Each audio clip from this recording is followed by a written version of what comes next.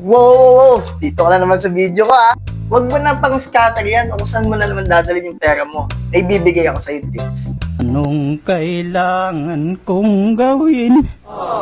Alam mo ba na kayang kumita ng 2,500 to 3,500 ang unit na to? Alam ko, natatakot ka dahil sa lindol at gusto mong mag-invest pero nagdadalawang isip ka. Tignan mo tong tulay na to sa Cebu. Alam mo ba na gawa ito ng Japanese kaya talagang matibay? Eto pa ang malupit.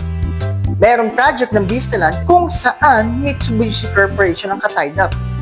O ayan, Japanese na rin may gawa kaya siguradong upgraded na ang mga gamit at mga materyales. Hello baby. Yes, nandito ako sa condo.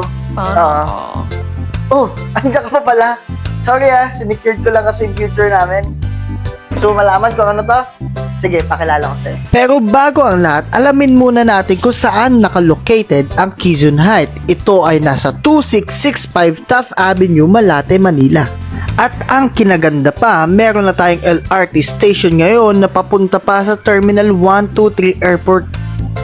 Malapit pa ito sa mga colleges at universities. Isang ride nga lang papuntang BOA at syempre gimikan sa Malate. Walk-in or online bookings, pasok yan sa market natin.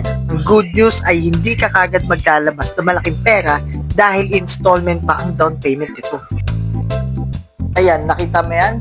Pwede mong gawing ganitong design ang unit mo.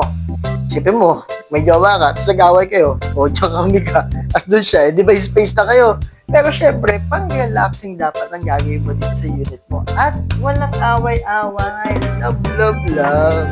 Kaya kung nagustuhan mo ang pinakita ko sa'yo, message mo lang ako, this is Jella Brigo from Vistaland Elite.